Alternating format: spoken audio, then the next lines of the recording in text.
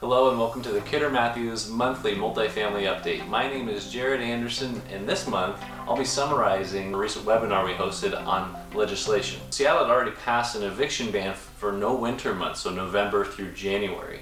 And because of the current COVID crisis, they've extended it another 60 days from mid-March. Councilmember Gonzalez is trying to get an extension to the current eviction ban of an additional 6 months from the end of the crisis. The third takeaway is politicians that are pushing rent control and not in support of residential housing providers have taken this as an opportunity and gotten over 10,000 signatures from residents asking them to purposefully not pay rent April 1st, even if they can. The fourth takeaway I had is that Councilmember Sawant is seeing this as an opportunity to jam through rent control.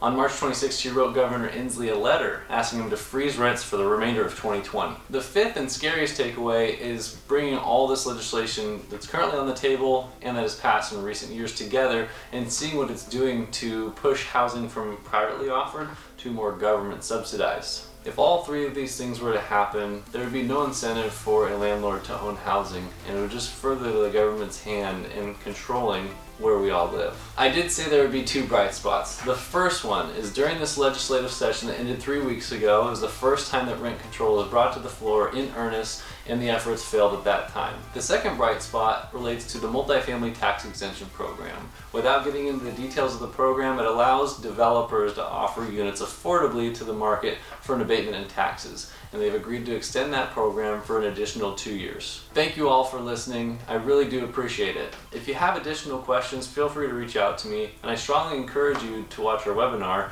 which you can click to right now.